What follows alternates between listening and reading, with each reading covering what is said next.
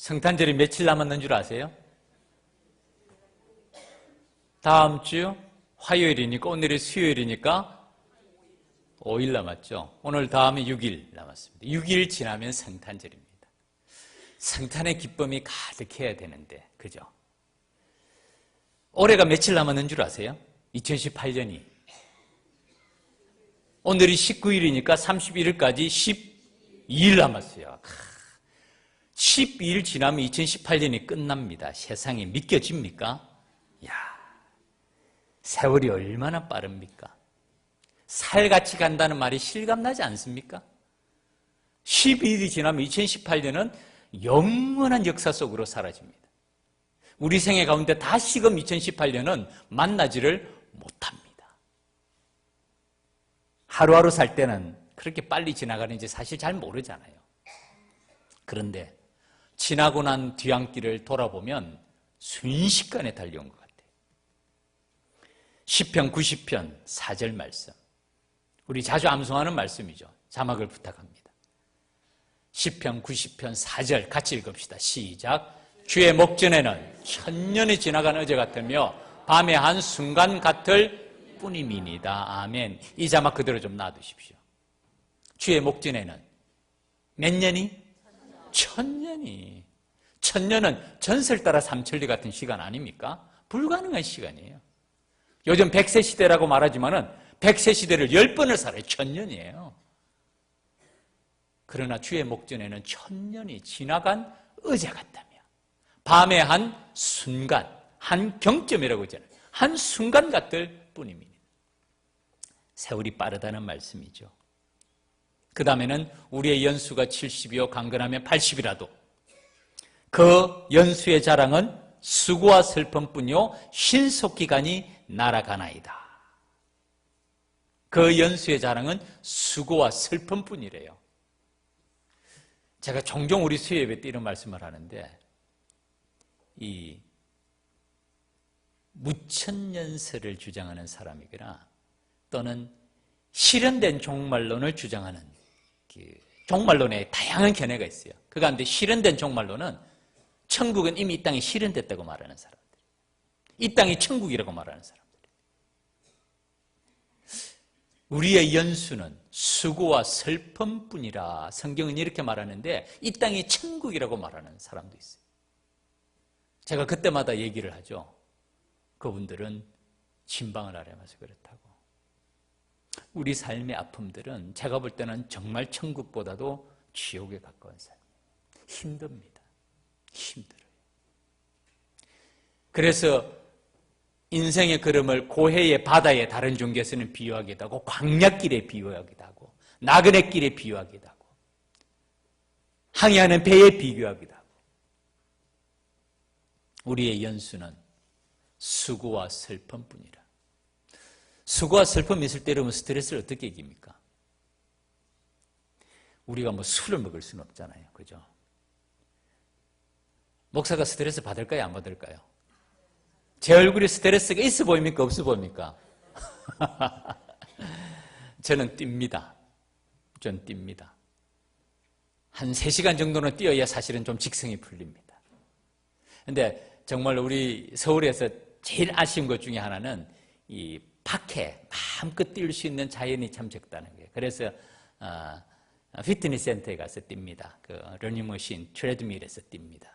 정말 뛰는 것이 저는 굉장히 몸과 마음과 영혼을 새롭게 하는 저의 스트레스 방법, 푸는 방법이에요. 삶의 걸음에서 그 연수의 자랑은 수고와 슬픔뿐이니 날아가나이다. 그 다음에 말씀이 시편 90편 12절 말씀. 아까 자막이 떴죠. 다시 한번 부탁합니다. 같이 읽읍시다. 시작. 우리에게 우리날 계수함을 가르치사 지혜로운 마음을 얻게 하소서. 아멘. 이 자막 좀 그대로 두세요. 지혜로운 사람이 IQ가 높은 사람이 지혜로운 사람 아니에요. 성공적으로 자기를 잘하는 천재적인 머리를 가진 사람이 지혜로운 사람이 아니에요. 지혜로운 사람은 자기의 삶의 걸음을 바라볼 수 있는 사람. 다른 말로 오늘 성경 말씀 그대로면 자기의 남은 날이 얼마인지를 생각하면서 사는 사람. 우리에게 우리 날 계수함을 가르치세요. 이 말이 하나님 아버지 내 삶의 걸음이 얼마나 남았을까요? 이 질문이에요. 이 남은 날 가운데서 어떻게 살아야 될까요? 이 사람이 지혜로운 사람. 우리에게 우리 날 계수함을 가르치사 지혜로운 마음을 얻게 하소서. 우리에게 우리 날이 얼마나 남았을까요? 100세 시대니까 최소한 20년 내지 30년 정도 남았다고 생각하세요? 얼마나 남았는지는 아무도 모릅니다. 오직 주님만이 아시죠. 연세 드신 분보다 젊다고 더 오래 산다고 누가 보장해요? 우리에게 우리 날 계수함을 가르치사. 사실은 내일 일을 모릅니다. 내일 일을 몰라요. 지혜로운 마음을 얻게 하소서. 우리의 남은 날 동안에 우리가 어떻게 살아야 될까요? 제 마음속에는 한 가지 기도 제목이 있습니다. 제가 사실은 구체적으로 이 기도 제목을 갖게 된 것은 우리 교회 와서 제가 설교를 하면서요. 나치 치하에서 마지막까지 저항하다가 순교한 본 회프 목사님이죠. 제가 그분의 마지막 유언 찬양을 들려드린 적이 있습니다. 그 찬양 정말 고저녁하고도 가슴 울리는 찬양이에요. 그런데 그 가사 내용이 핵심이 이렇습니다. 주님의 손에 쓰임받는 일꾼이 되게 해주소서. 주님의 손에 쓰임받는 주의 선한 능력으로 주님의 손에 쓰임받는 선한 도구가 되게 해주소서. 디트리 보네프 목사님의 마지막 그 유언시 가운데 나오는 주제가 선한 능력. 그 찬양의 제목이 선한 능력이에요. 주님께서 우리에게 선한 능력을 주시사 주님의 손에 쓰임받는 선한 도구가 되게 하여 주소서. 제가 종종 그 찬양을 듣습니다. 제가 독일어를 몰라요. 그래도 그 찬양을 들으면 독일어가 사랑스럽게 들리더라고요.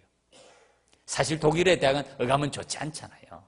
2차 전범 국가에 대한 그런 인상이 있기 때문에. 그런데 그 찬양에서 독일어를 들으면 독일어가 사랑스럽게 들리더라고요.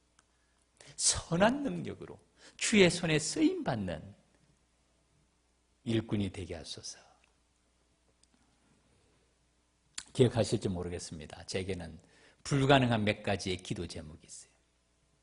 그 중에 하나가 하나님께서 바알에게 무릎 꿇지 않은 7천을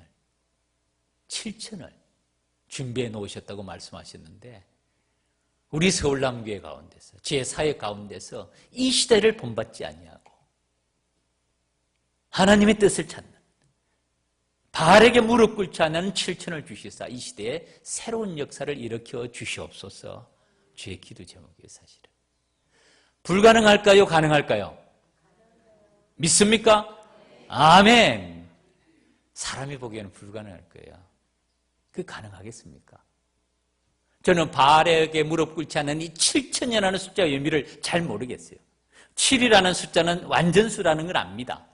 이게 7천이라는 이 숫자 7천을 말하는 건지 아니면 상징적인 의미를 말하는 건지 아니면 완전한 의미를 말하는지는 몰라도 7천이라는 의미가 바알에게 무릎 꿇지 않은 7천을 남겨놓았다고 말씀해요. 아무도 없습니다라고 말할 때 그 의미가 이 시대를 따르지 아니하고 하나님의 뜻을 찾는 하나님의 선하시고 기뻐하시고 온전하신 뜻을 찾는 주님의 백성들을 남겨놓았다는 말씀이죠. 사람이 보기에는 불가능할 겁니다. 그러나 하나님께서 하시면 쉬운 일인 줄 믿습니다. 그게 하나님의 일이잖아요. When we work, we work. But when we pray, God works. 우리가 일하면 우리가 일하는 것이다. 그러나 우리가 기도하면 누가 일한다고요? 하나님이 일하신다. 불가능을 가능케 하는 믿음이 이런 믿음인 줄 믿습니다. 한번 봅시다. 하나님께서 그 비전을 정말 이루어 주시는지 우리 교회를 통해서 새로운 역사를 일으켜 주시는지 아니면 목사님 무슨 농담도 그냥 농담으로 끝날지 한번 봅시다. 여러분 저도 궁금해요. 솔직히 왜냐하면 제 삶의 걸음 가운데 불가능을 가능으로 이루신 주님을 전 여러 번 만났어요. 정말이에요. 불가능을 가능으로 이루신 그 주님의 손길을 좀 많이 경험했어요.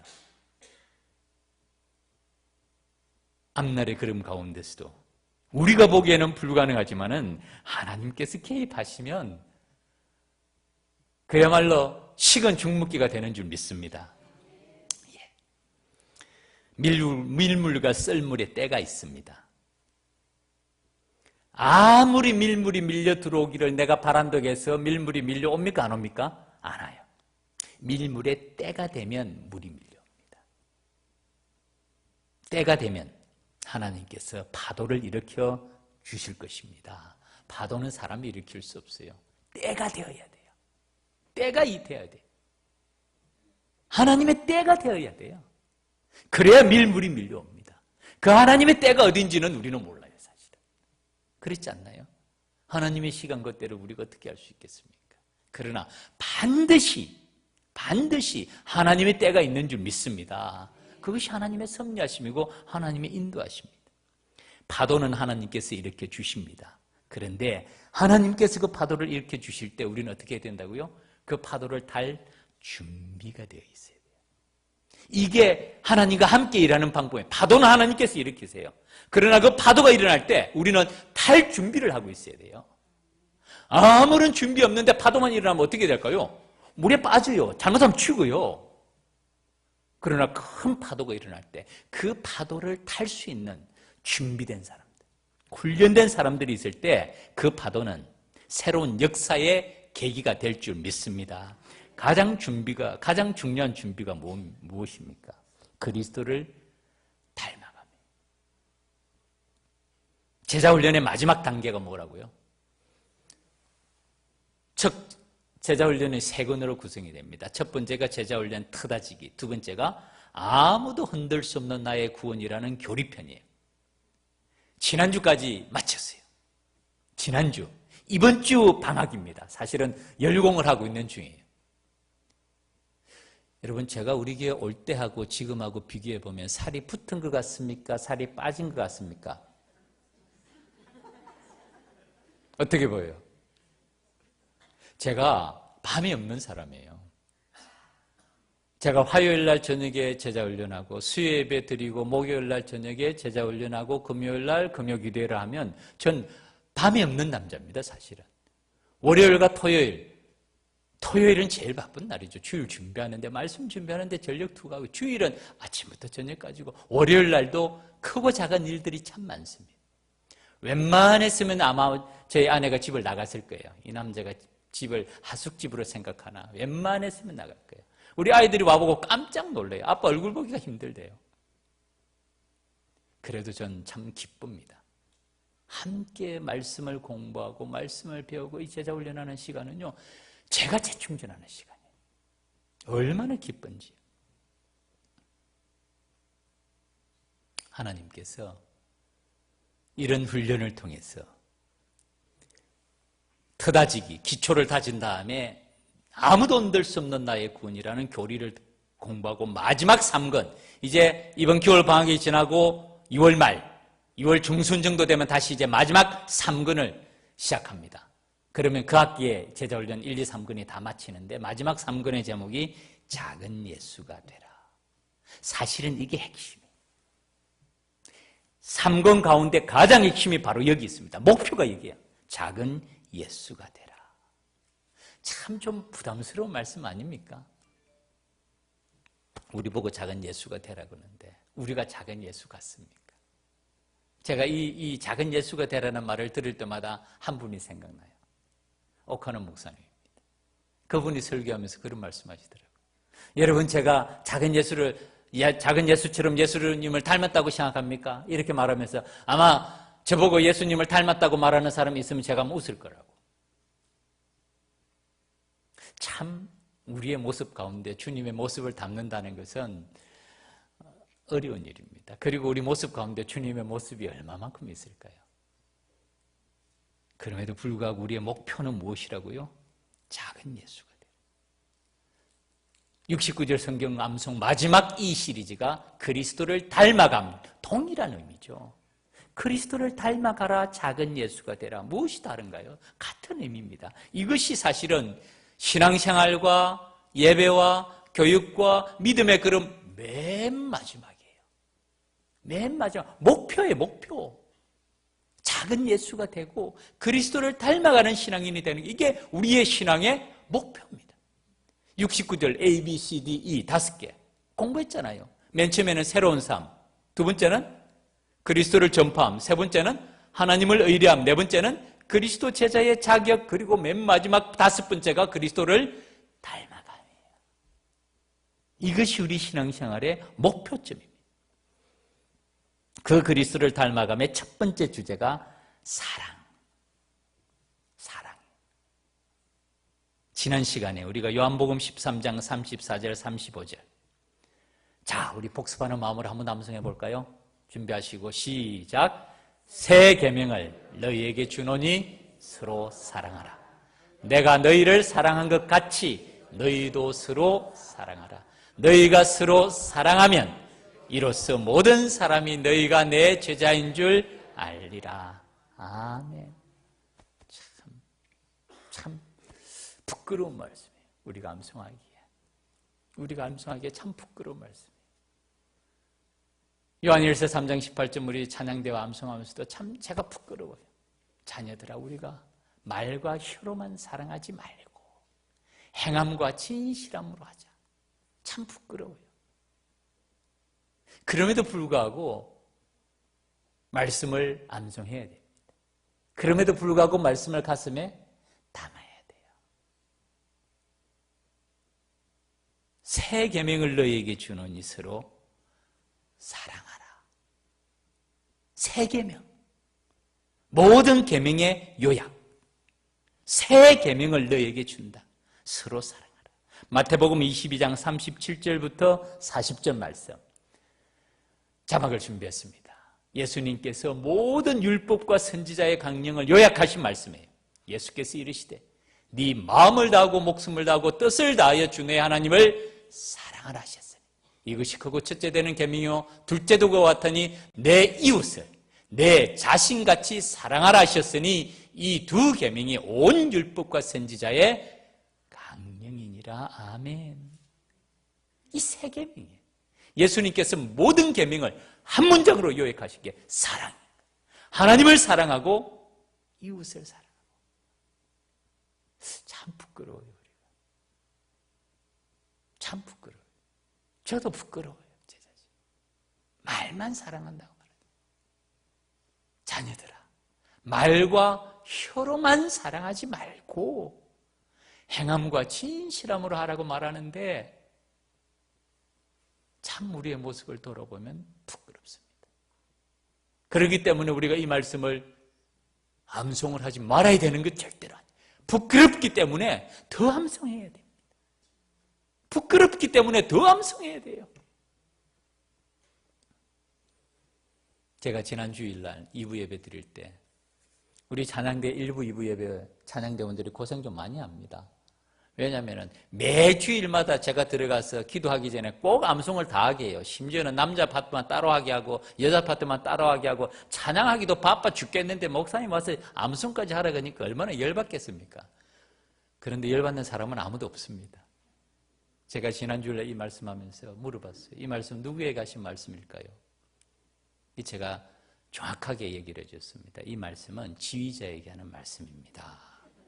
다들 고개를 끄덕거려요. 또 안 끄덕거리는 사람이 있더라고요. 그래서 제가 얘기했죠. 지휘자가 아니면 반주자일 겁니다. 이러니까 고개를 끄덕거리더라고. 제가 최종적으로 지휘자 아니면 반주자입니다. 이렇게 얘기했어요.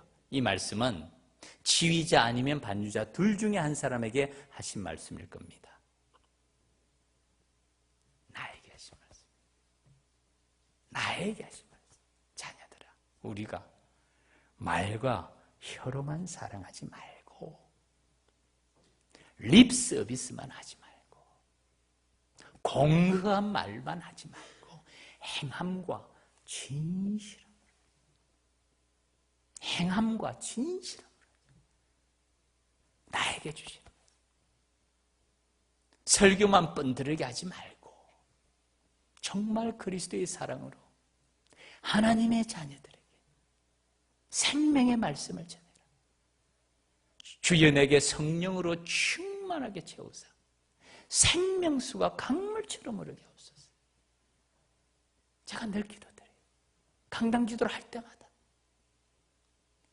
성령으로 충만하게 채우사 이 강단에서 선포되는 말씀이 생명수가 되어서 온 땅을 적시고 푸른 나무가 자라게 하고 무성한 열매를 맺을 수 있도록 생명수가 강물처럼 흐르게 하옵소서. 그럼에도 불구하고 참 부끄러운 모습이에요. 부끄러운 모습. 제가 부끄러워요. 내가 너희를 사랑한 것 같이 너희도 서로 사랑하라. 주님도 말로만 사랑하라고 말씀하지 않은 거예요. 먼저 본을 보여주셨어요. 주님께서도 말로만 사랑하라 이렇게 말하지 않고 내가 너희를 사랑한 것 같이 무슨 말입니까? 모델이 된 거예요. 본이 되신 거예요. 너희도 서로 사랑하라. 참 주님의 사랑을 얼마나 우리가 한없이 누리고 살아갑니까? 제가 지난 주일날 지미 카터 대통령 이야기를 했죠.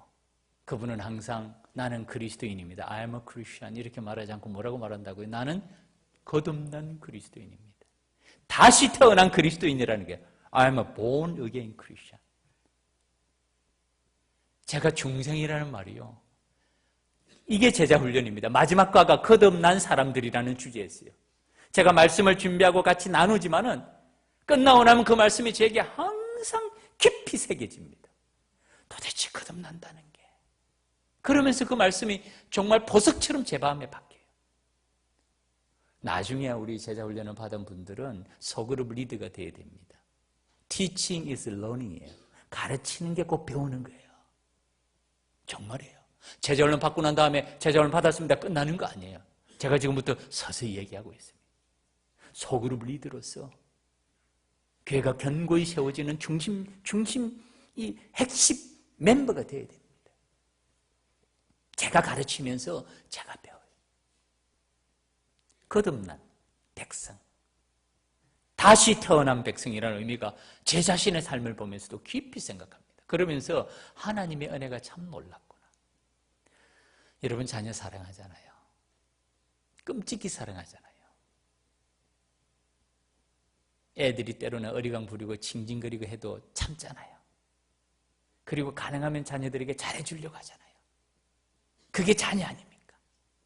하나님께서 우리를 그런 자녀로 삼으시고 보배롭고 존귀한 자녀로 삼으시고 너는 내 백성, 내 자녀가 되고 나는 너의 하나님, 너의 아버지가 되겠다는 약속이 언약의 핵심이에요.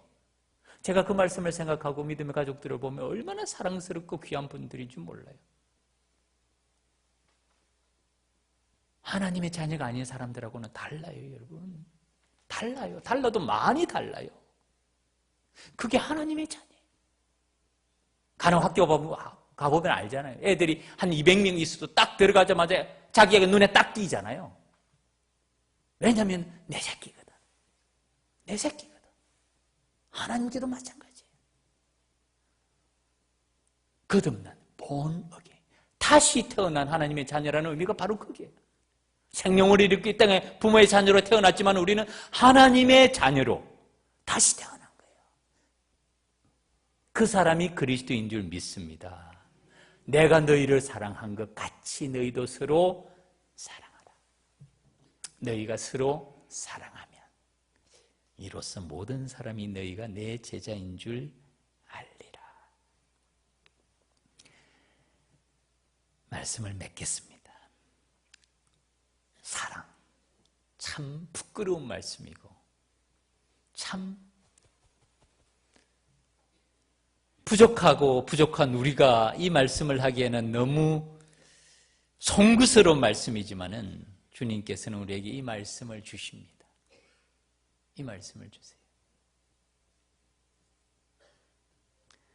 고린도전서 13장 1절부터 8절까지 사랑에 대해서 말씀합니다. 자막을 준비했는데 같이 한번 봅시다. 자, 우리 고린도전서 13장이 사랑장이잖아요. 아마 웬만한 분은 거의 암송할 겁니다. 같이 한번 읽어봅시다. 시작. 내가 사람의 방언과 천사의 말을 할지라도 사랑이 없으면 소리나는 구리와 울리는 꽹과리가 되고, 내가 예언하는 능력이 있어 모든 비밀과 모든 지식을 알고 또 산을 옮길 만한 모든 믿음이 있을지라도 사랑이 없으면 내가 아무것도 아니요, 내가 내게 있는 모든 것으로 구제하고 또 내 몸을 불사르게 내줄지라도 사랑이 없으면 내게 아무 유익이 없느니라. 사랑은 오래 참고 사랑은 온유하며 시기하지 아니하며 사랑은 자랑하지 아니하며 교만하지 아니하며 무례히 행하지 아니하며 자기의 유익을 구하지 아니하며 성내지 아니하며 악한 것을 생각지 아니하며 불의를 기뻐하지 아니하며 진리와 함께 기뻐하고 모든 것을 참으며 모든 것을 믿으며 모든 것을 바라며 모든 것을 견디느니라. 사랑은 언제까지나 떨어지지 아니하되 예언도 패하고 방언도 거치고 지식도 패하리라. 아멘. 사랑이 그렇습니다. 사람의 방언과 천사의 말을 할지라도 사랑이 없으면 소리나는 구리와 울리는 꽹과리가 되고, 예언하는 능력이 있어 모든 비밀과 모든 지식을 알고 또 산을 옮길 만한 모든 믿음이 있을지라도 사랑이 없으면 내가 아무것도 아니요, 내가 네게 있는 모든 것으로 구제하고 또 내 몸을 불사르게 내어줄지라도 사랑이 없으면 아무 유익이 없느니라. 사랑은 말과 혀가 아니라는 것이거든요. 행함과 진실함이고, 어떤 은사와 어떤 능력보다도 더 중요하고 큰 것이 사랑이라는 말씀입니다. 이 고린도전서 13장은 고린도전서 12장과 바로 직결되어 있는 말씀이에요. 왜냐하면 고린도전서 12장 맨 마지막 말씀이 무슨 말씀이냐면은 큰 은사를 사모하라 라고 말씀을 하시면서 이렇게 말씀합니다. 고린도전서 12장 31절. 너희는 더욱 큰 은사를 사모하라. 내가 또한 가장 좋은 길을 너희에게 보이리라. 고린도전서 12장은 9가지 은사를 설명해요. 어떤 사람에게는 성령으로 말미암아 지혜의 말씀, 어떤 사람에게는 같은 성령을 따라 지식의 말씀, 다른 사람에게는 믿음, 어떤 사람에게는 병 고치는 은사, 어떤 사람에게는 능력 행함, 어떤 사람에게는 예언, 어떤 사람에게는 영들 분별함, 그 다음에 방언들 통역, 이 9가지 은사를 말씀합니다. 그 다음에 12장 맨 마지막 부분에 하나님이 교회 중에 맺혀를 세우셨으니 첫째는 사도예요. 이거는 은사의 서열이고 직분의 서열입니다. 사도, 선지자, 교사, 그 다음에는 능력을 행하는 자요, 병 고치는 은사와 서로 돕는 것과 다스리는 것과 각종 방언을 말하는 것이라. 그 다음에 말씀이 다 사도이겠느냐, 선지자이겠느냐, 다 교사겠느냐, 다 능력을 행하는 자이겠느냐, 다 병 고치는 은사를 가지겠느냐, 다 방언을 말하는 자이겠느냐, 다 통역하는 자이겠느냐. 이 말은 다 그런 은사를 받는 것은 아니라는 것이에요. 그 다음에 말씀이 너희는 더욱 큰 은사를 사모하라. 내가 또한 가장 좋은 길을 너에게 보이리라. 이 말씀을 다르게 표현하면 은사 가운데서도요, 큰 은사가 있고 작은 은사가 있다는 말씀. 상위의 은사가 있고 낮은 은사가 있다는 말씀이에요. 9가지 은사가 제가 자주 말씀드리지만은 정확하게 이 순서라고 말할 수는 없지만은 은사의 서열을 말해줘요. 상위 은사가 있고 중간 은사가 있고 하위 은사가 있습니다. 그리고 12장 맨 마지막에는 더욱 큰 은사를 사모하라 라고 말하면서 이어지는 말씀이 바로 사랑입니다. 네가 사람의 방언과 천사의 말을 할지라도 사랑이 없으면 소리나는 구리와 울리는 꽹과리가 되고, 내가 예언하는 능력이 있어 모든 비밀과 모든 지식을 알고 또 산을 옮길 만한 모든 믿음이 있을지라도 사랑이 없으면 네가 아무것도 아니고. 사랑은 은사 가운데서 가장 큰 은사예요. 사람의 방언 천사의 말보다도 더 중요한 것이 사랑이에요. 모든 비밀과 모든 지식을 알고 또 산을 옮겨가는 믿음이 있어도 사랑이 없으면 아무것도. 은사 가운데서 최고의 은사가 사랑이에요. 그런데 이 사랑은 또 그 다음에 어떻게 연결되는 줄 아세요? 이것은 은사를 열매 맺는 열매가 돼요. 성령의 9가지 열매 가운데서 첫 번째 열매가 뭡니까? 사랑이에요. 사랑.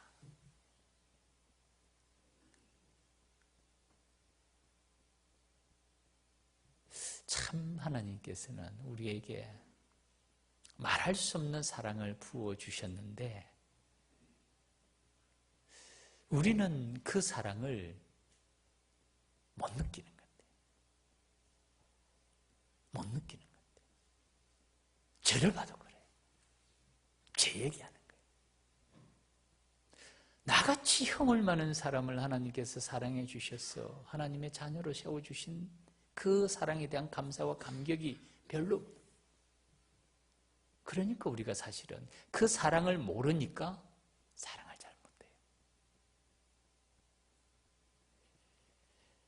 성령께서 우리의 눈을 열어주시사 먼저 우리 자신의 죄인됨의 모습, 우리의 허물 많은 모습을 봐야 됩니다.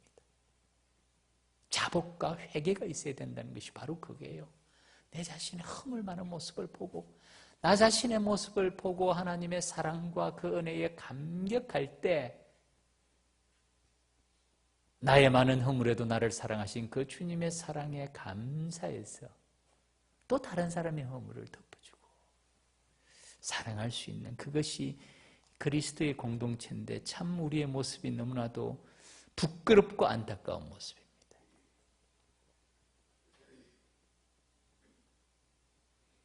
하나님께서 우리에게 하나님의 시간에 하나님의 때에 저는 반드시 새로운 파도를 일으켜 주실 줄 믿습니다. 정말이에요. 공허한 확신이 아니고 저는 확신이 있어요. 그때 그 파도를 탈 수 있어요. 그러려면 준비를 해야 됩니다. 그리스도를 닮은 준비, 작은 예수가 되는 준비. 첫 번째가 사랑이에요. 사랑. 여러분 우리가 기도합시다.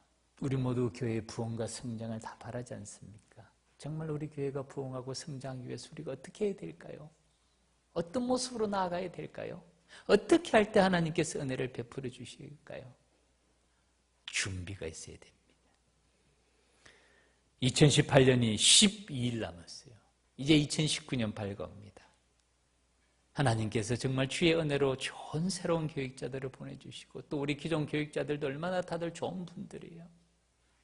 새롭게 우리 교회가 하나님 역사를 바라보고 달려갈 수 있도록 그래서 주님이 주신 사명 세계 선교와 세대 선교를 이루는 주님이 주시는 사명을 이루는 교회 우리 믿음의 걸음 하나님을 기쁘시게 하는 우리 하나님의 자녀들의 삶의 걸음 그런 우리 교회 공동체가 되도록 여러분 함께 기도하면서 주님의 때와 시간을 기다리고 새로운 역사를 바라보는 저와 여러분의 믿음의 걸음 우리 서울 남교회가 되기를 주님 이름으로 축원합니다.